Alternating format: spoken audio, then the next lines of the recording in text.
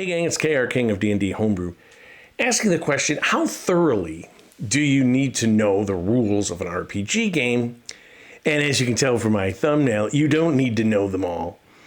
In fact, you don't even need to know them that thoroughly to play, to be a player, and even as a GM. Probably know them more as a GM.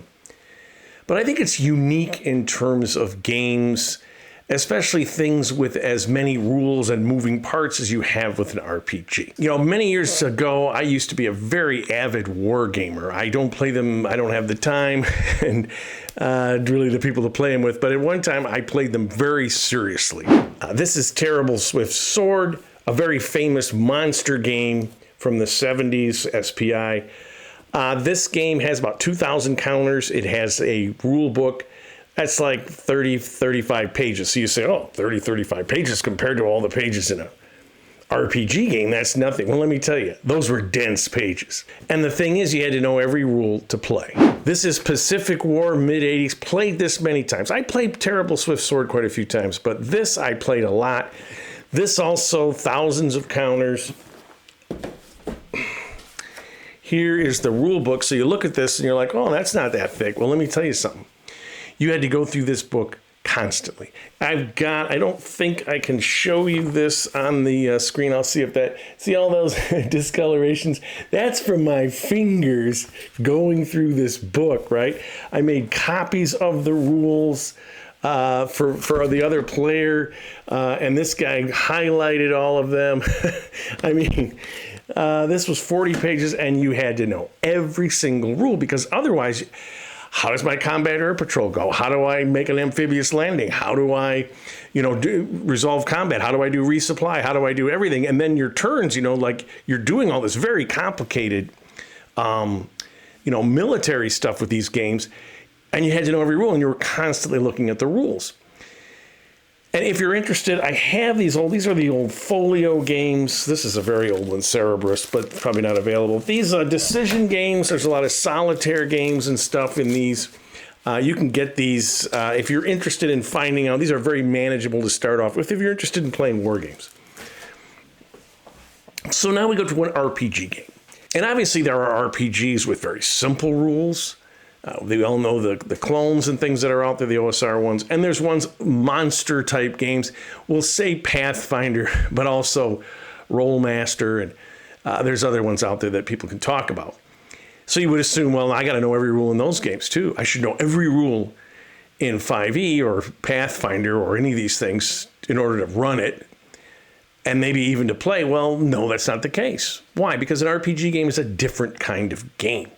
It's not sitting at a table with counters trying to recreate war. It's a social role-playing negotiation with the players negotiating with the GM who's running the world, whether it's a module or a homebrewed thing. And so a lot of that, just like social interaction and exploration and stuff, you sort of recognize the fact that, do I need to know the rules on everything? Now, if you take a system like Pathfinder, there are rules for all sorts of things. And even, that's like 5e too, the sort of D&D tradition. Or even a system that uses skills and stuff, right? You have these skills set out and I'm going to try to convince someone of something. So what's the rule to persuade someone? What's the rule to intimidate? What is this number based on? How can I modify that? Can I get someone to help me? So it isn't just, I'm going to, yell at this guy and he's scared of me. There are rules to that. But first of all, who's doing that? The player who has that character. So the rule number one of you don't have to know all the rules is you do need to know the rules for your character. At least, initially, if you're just starting the game off, again, you're going to start at first level. And the people that are playing this are introducing you to the game. They say here, maybe they give you a pre-gen, depending on the system, because if it's a complicated system where you got to build it correctly, they might do that. Or let's just roll it up, or they'll tell you, do a point by, here you go, here's what you should need. What do you want to be? You want to be a fighter? Okay, do this and this, and they'll help you. And then you're sitting there, and then slowly but surely you learn about the character. And you need to know, what does my character do? I have a barbarian. What are the rules for the barbarian? I'm not worried about the bard. I'm not worried about the wizard. I'm not worried about any of the other character classes. I have lizard folk as my ancestry. What does that do? I don't worry about any of the other ancestries.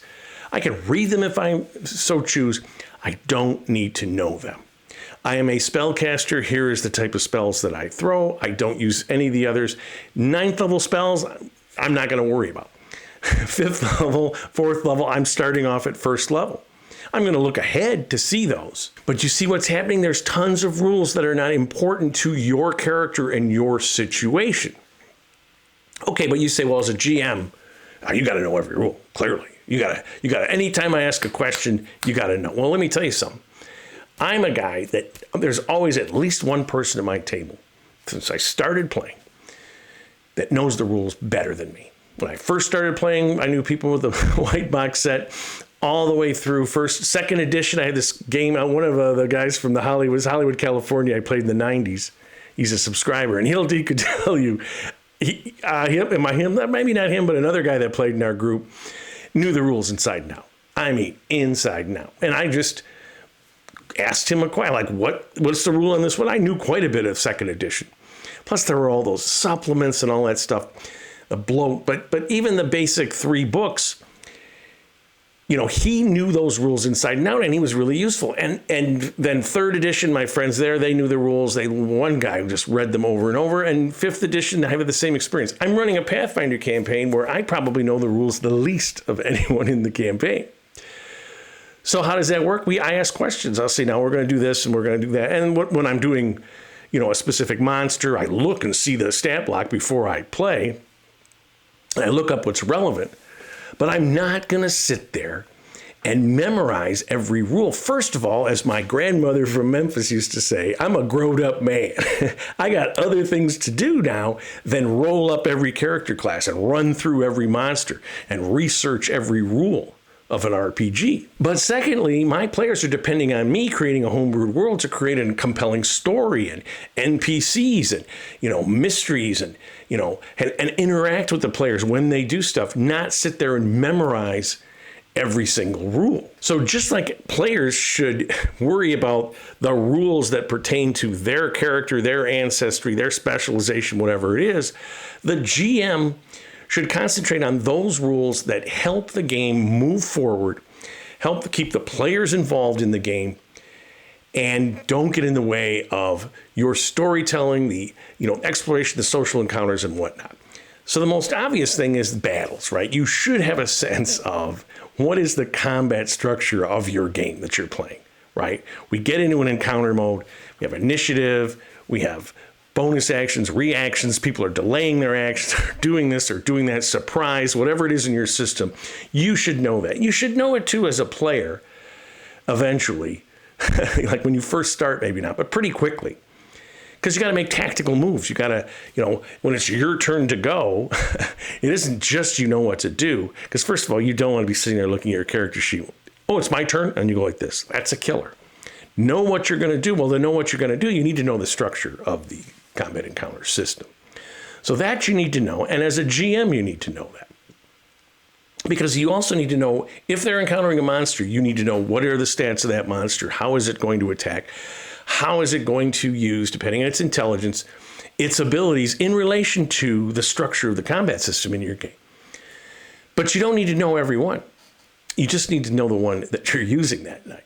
So if you use random encounters, for example, you need to make sure I'm going to have these possible random encounters. So you can say, well, it's not really random. Well, if you're in an aquatic environment, you're not going to meet a desert creature, right? If you're underwater, you're not going to meet a flyer.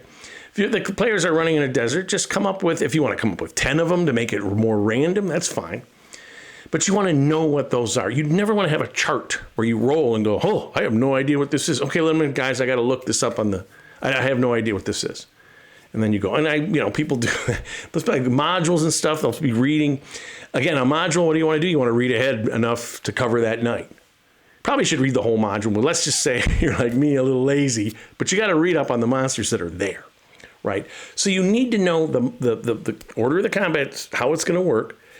You need to know as a GM whatever monsters they're playing, and the players need to know their characters.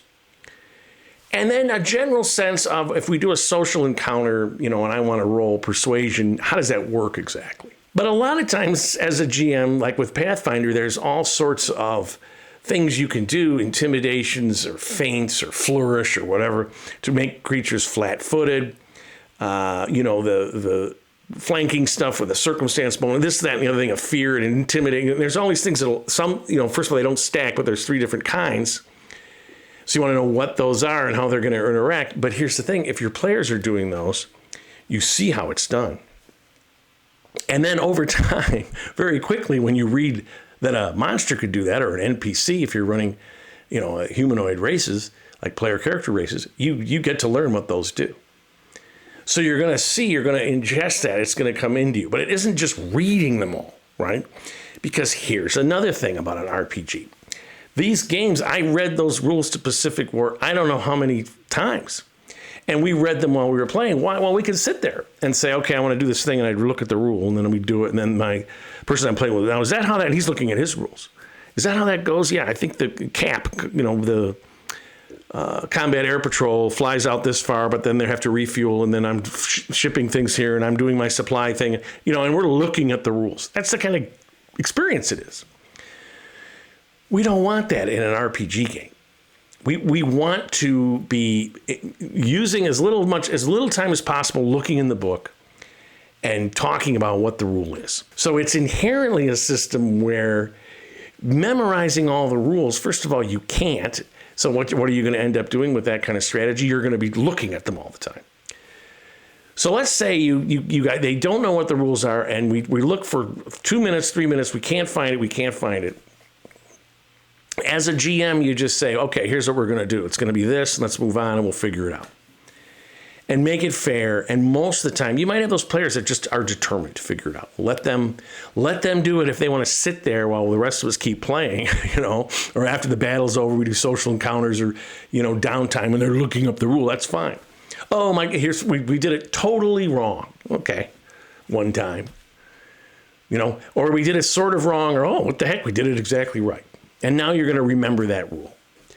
But you didn't need to know the rule in order to keep playing and have fun. And that's what's unique about an RPG. Because as I say, it's a negotiation. It's an ongoing story that's being developed between you and your players. Now, I still like a traditional game where I set up the world and then you run in it and I have things happen to you. I want you to influence that world, but I'm going to come up with it. But that's not rules-based. That's just me creating a civilization, a story, or areas of wilderness, ancient, lost civilization, monsters and stuff. And they're in a relationship with the environment, which comes down to rules, how far they can move, what they can see, how smart they are, whatever, how wise, all that strong, all that kind of stuff is rule-based at some point. Because if you're pitting my strength against the giant strength, it comes down to a number. Or if someone grapples you and you've got to break that grapple, and then you might have to, look at the rule. But pretty soon you're going to get all that down. Here's another thing about knowing all the rules. When you're building your character.